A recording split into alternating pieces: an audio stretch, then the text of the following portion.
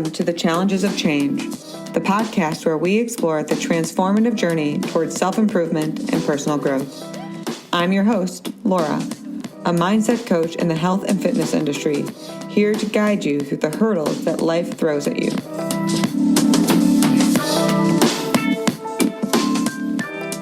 In each episode, we'll delve into practical strategies and insightful discussions to help you manage stress, regulate your emotions, upgrade your mindset, and ultimately reclaim your sense of worth.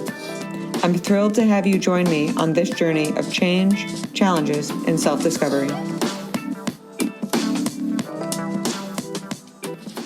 Welcome back for another episode of the Challenges of Change. And before we dive into today's topic, this was kind of inspired by my newest project, the Challengers Circle, which is a community of other people on a personal development journey who are trying to break their patterns. And guys, it's free, so why not? And we have had so many monumental aha moments and transformations already just with the beta group. And one of the ideas that it fostered is what we're going to talk about today. But if you are interested in having a community of people who can help you and you can help them as we all grow together, please click the link below, share this with a friend because we really are stronger when we support each other. So what happened was there was a woman who was in the circle who was letting the story of her past kind of dictate how she was experiencing her current reality. That was the narration of why she couldn't do whatever she couldn't do. And in one of the one-on-one coaching calls with her, I asked her, what does it mean to be a leader? And I already knew that she considered herself a leader because she had told me that in a previous session. So I knew that that was an identity that she would connect with. And she was telling me all the different, facets of what it means to be a leader. And then I said, well, okay, so what does it mean to lead yourself? Like, what if you're the internal leader to yourself instead of the inner critic? And that was an idea she hadn't pondered before. And it gave birth to a really pivotal conversation that helped her see how powerful she is, helped her see that she can actually give herself permission to not run herself into the ground, that she doesn't have to please everyone, that she doesn't have to burn herself out or say yes to everything, that she has the intuition, the wisdom, the confidence to navigate the different obstacles of life because she does have an abundance of evidence that she can figure it out and she can succeed because every challenge that she faced, she had overcome. It was painful sometimes, but she still was here fighting. And that's what we're going to start today is kind of the what does it mean to be a leader? Now, typically when we think of leadership, we think from a business perspective or from a managerial component, right?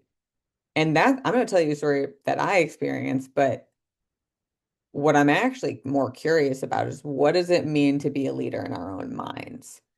Because I don't think we are. I think we're actually quite victim to our systems. And I don't blame us. No one told me before I became a coach that I actually had as much agency as I have. And I'm guessing people didn't tell you either. So this isn't about blame or should haves or could have. This is about opportunity. So if you will, get curious with me. Let me tell you about hard, powerful leadership moment that I had when I first became a manager.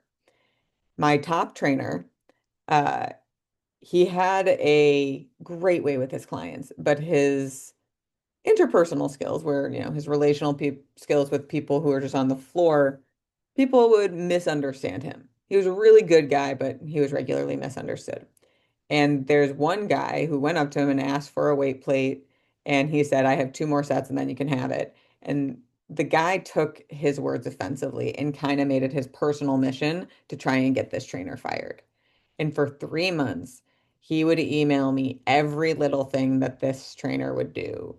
He left his bag in the wrong place, and I had to have a meeting with him about his bag and where we keep our trainer stuff. He was taking up too much equipment. I had to talk to him about setting up his circuits in a way that didn't consume so much space. But the one that really got me was when he told me that he was wasting paper by taking notes, like for his clients, on a clipboard versus using an iPad. Like that's a preference. As a member of a gym, you don't really get a say in how another trainer organizes their system. And his system isn't interfering with anything you're actually doing. And mind you, throughout this conflict, I was in regular communication with my boss who was telling me, like, you need to take care of this, you need to take care of this. And I had multiple meetings with my trainer. He adapted, he regularly met with me. And after that one, I was due to have a meeting with my boss about this the next morning. And I was really frustrated because I felt like I was communicating clearly with my trainer. I felt like we were on the same page, but this guy just kept lodging complaints. So the night before I had my meeting, I called my trainer and I was like, help me understand. We've had these meetings. You've said you've done it. I've seen some of the things you've done, but what am I not seeing? What am I not understanding? And this trainer broke down crying. He said, Laura, I am doing anything and everything I can to adapt without sacrificing my client's experience. And no matter what I do, this guy just wants to get me fired. Like, you're not misunderstanding anything. Honestly, I don't understand what I'm doing so wrong, and I'm really scared I'm going to lose my job. Now, this trainer also had a previous addiction problem, and he told me that he was feeling tempted to call his former dealer. And that was kind of like a fuck moment for me, like I was wrong. I was wrong. And I said, you know what? Thank you for being honest. Thank you for your vulnerability. And I am sorry.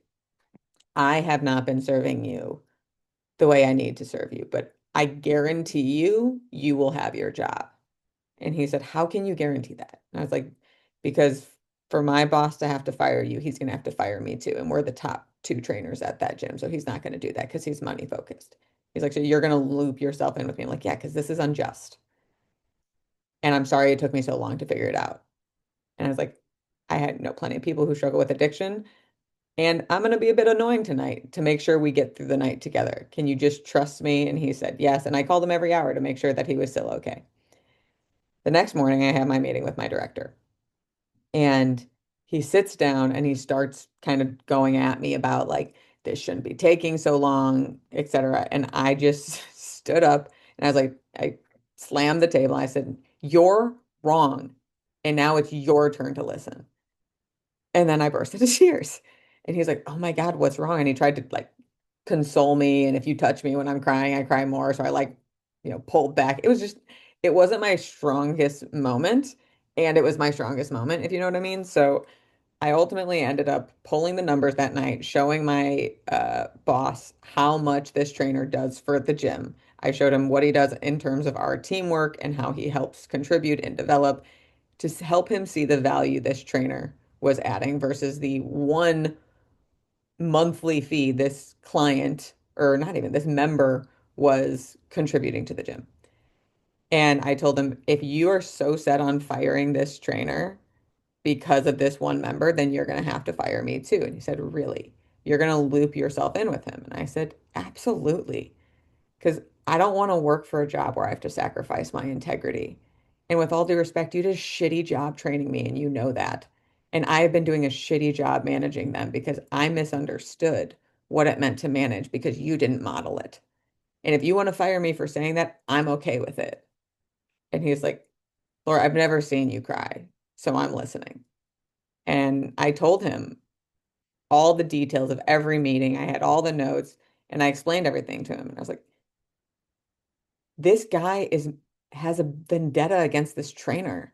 The trainer made some weird, like, he left his equipment where he shouldn't have. Sure, he took up too much equipment. Fine. He adapted, but, like, he shouldn't be told how he needs to keep track of his client's shit. And if he has to adapt to every little thing that every member wants, like, how are we supposed to do our jobs? And my job is not to please you, but my job is to make sure that the people under my care are seen and valued. And you didn't teach me that. And he said, okay, okay. And guys, I was so vulnerable in that moment because I was crying, talking to my boss, not people pleasing, but doing what was right. And he said, okay, I think we're good. I'm like, what does that mean? I just literally like vulnerability dumped on you. He goes, you said some things I need to think about.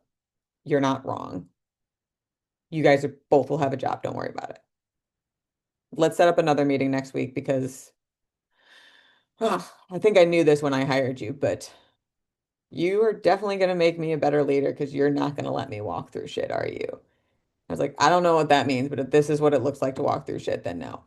Now, fast forward, that director has openly shared with me that that was a really important moment for him because he realized that he was out of alignment as well, that the company had caused him to sacrifice his integrity and how grateful he was to me for my vulnerability. And I hated that I was crying for that, but I did it.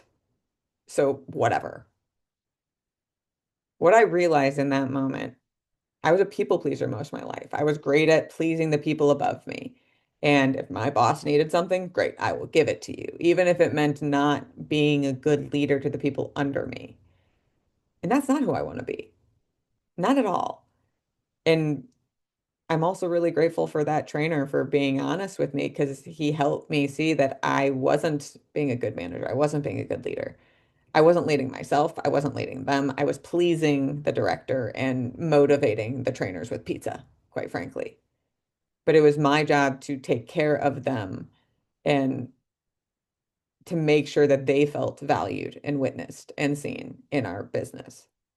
The challenge I had of not pleasing my superiors in order to take care of the people under my care. That is my challenge to deal with. That is why you go into a managerial position. That is leadership. It's not for me to dump on them or make them conform. It is for me to rise to. And it made me realize that this challenge I was having of not pleasing my boss is a challenge only I could solve, right? How can I lead others if I don't know how to lead myself?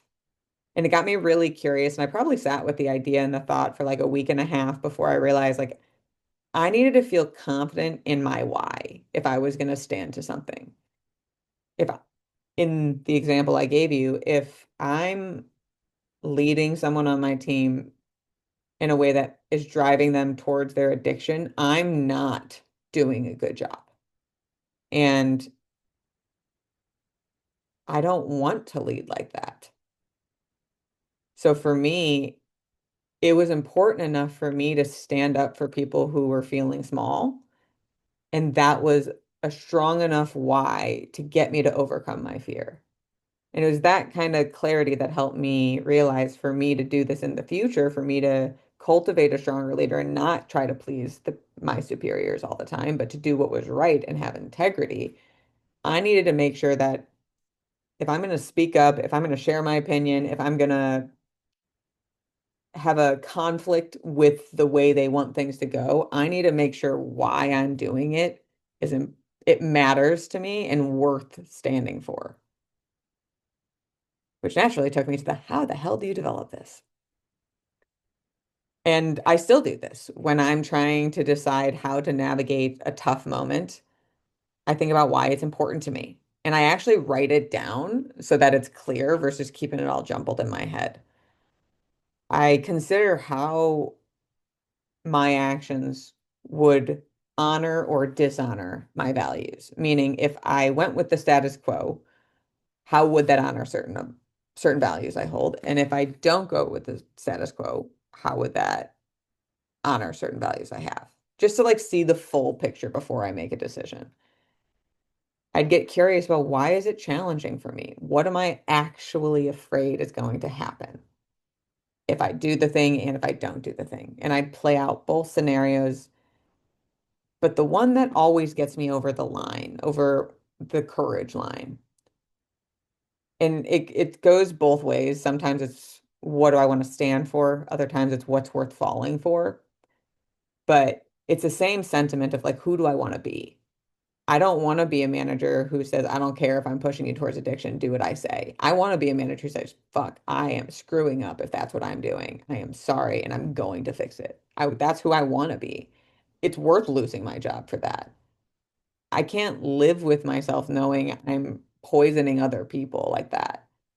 And at the end of the day, a job's a job. You got to live with yourself. And that's the other kind of component of what do I stand for, what's worth falling for me is, can I live with myself if I do this? And can I live with myself if I don't do this? It is one of the greatest questions I can ask myself when I don't know what direction to go. I just had to ask myself that question about something I experienced. I had a family member who needed my help. I already paid and invested in this really great leadership opportunity. Family comes first. Am I bummed I'm missing what I paid for? Sure. But I wouldn't be able to live with myself thinking that I prioritize that versus showing up for my family.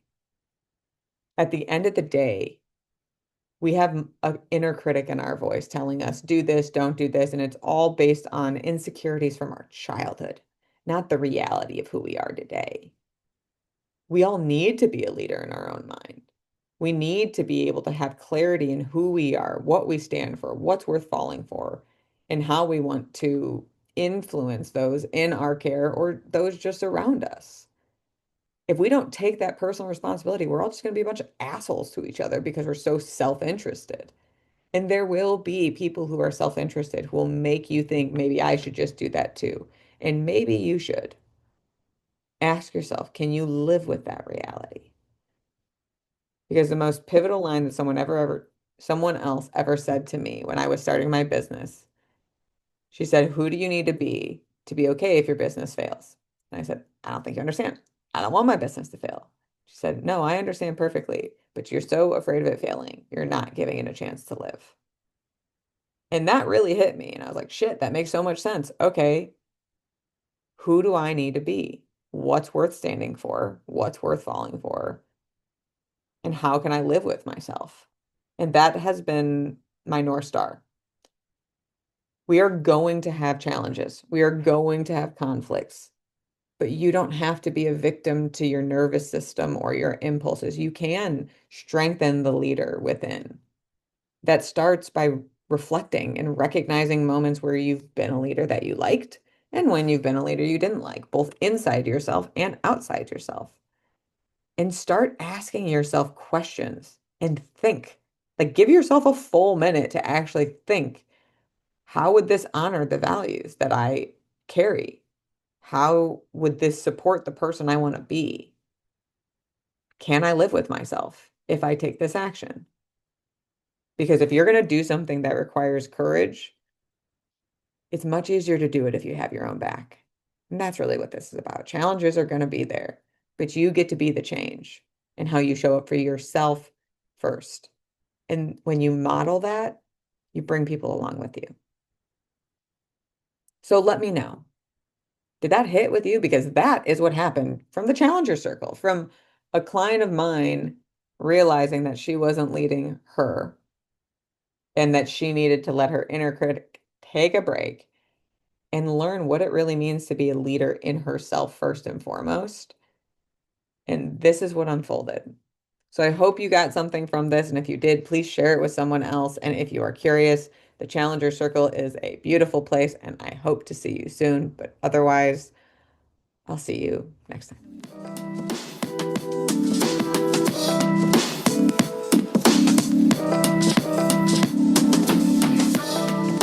Thank you for joining me on today's episode of The Challenges of Change.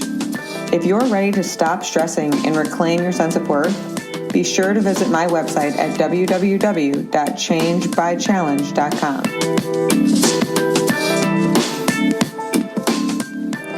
There, you'll find loads of resources, blog posts, and information on how to work with me, Cora, as your personal mindset coach. Remember, if it doesn't challenge you, it won't change you. Don't let burnout or any other obstacle hold you back from living your best life. Take the first steps towards positive transformation today. Thank you again for listening. Stay confident, stay inspired, and embrace the challenges of change. Until next time.